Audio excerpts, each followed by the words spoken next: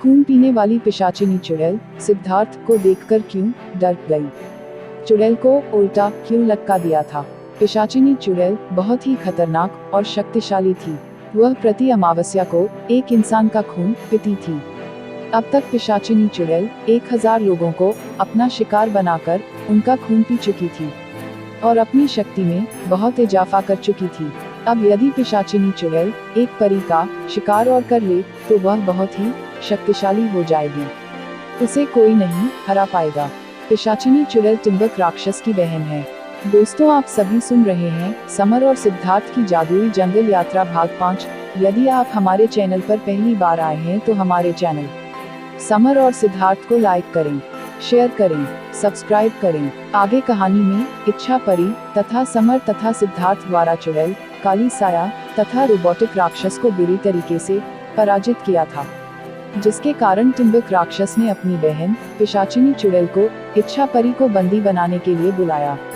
टिम्बक राक्षस ने पिशाचिनी चुड़ैल को इच्छा परी के बारे में बताया कि इच्छा परी सभी की मनोकामना को पूरा कर सकती है और तुम्हारी परी की खून पीना बाकी है, वह भी पूरा हो जाएगा। टिम्बक राक्षस ने बताया कि उसके साथ समर और सिद्धार्थ भी रहते हैं जो उसकी सुरक्षा कर रहे हैं। जैसे ही पिशाचिनी चुड़ैल ने सिद्धार्थ का नाम सुना, वह डर गई और कांपने लगी। टिम्बक राक्षस ने पूछा कि तुम इतनी कांप क्यों रही हो? पिशाचिनी चुड़ैल ने बताया कि मैं सिद्धार्थ नाम सुनकर कांपने लगी हूँ। पिशाचिनी चुड़ैल ने बताया कि जब वह अपना 500वां शिकार सिद्धार्थ को बनाना चाहती थी, उसी समय सिद्धार्थ दूसरे ग्रह से कुछ समय के लिए आया था और वह सिद्धार्थ के पास पहुंची और जैसे ही पीछे से उसका खून पीने के लिए उसके गले के पास दांतों से काटा, उसके शरीर में अजीब सी जलन महसूस होने लगी और उसके होंठ आधे जल गए। फिर सिद्धार्थ ने उसे खूब पीटा, उल्टा लटका दिया। पिशाचिनी चुड़ैल ने सिद्धार्थ से खूब माफी मांगी, मिन्नतें की कि वह आज के बाद सिद्धार्थ के रास्ते में कभी भी नहीं आएगी तथा वह किसी का शिकार नहीं करेगी। फिर भी सिद्धार्थ ने उसे नहीं छोड़ा और उसे उल्टा लटका के रखा था और ऐसी जादुई मंत्र से बांधा था कि वह 5 दिनों के बाद ही उस बंधन से मुक्त हो सकती थी। फिर सिद्धार्थ वापस अपने ग्रह में चला गया था। जब वह 5 दिनों तक उल्टी लटकी हुई थी तो उसके पास आकर कुत्ते भौंकते थे, यहाँ तक कि कुत्तों ने शरीर का कुछ अंग तक नोच डाला था। कौवा भी आकर उसके अंगों को नोचता था। 5 दिनों बाद वह बंधन से मुक्त हुई और 6 माह तक वह गुफा में छिपी हुई थी क्योंकि उसके होंठ जल गए थे। धीरे धीरे कर उसके शरीर ठीक हुआ और वह पुनः शिकार करने योग्य हो पाई।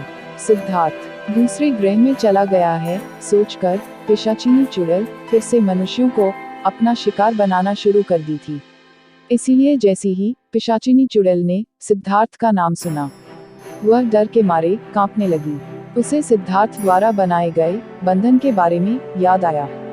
तब टिम्बक राक्षस ने पिशाचिनी चुड़ैल को बताया कि सिद्धार्थ की शक्तियाँ अभी सिर्फ आधी है और तुम्हारे साथ अभी जादुई चुड़ैल, काली साया, रोबोटिक राक्षस भी है। तुम इच्छा परी द्वारा मेरी मनोकामना पूर्ण करने के बाद उसका खून पी सकती हो।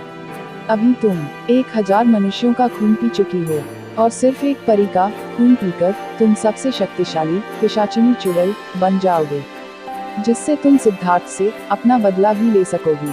पिशाचिनी चुड़ैल को अब धीरे धीरे अपने आप में विश्वास होने लगा। क्या पिशाचिनी चुड़ैल इच्छा परी को बंधक बनाने के लिए तैयार होगी? पिशाचिनी चुड़ैल और सिद्धार्थ का पुनः सामना होने पर क्या होगा?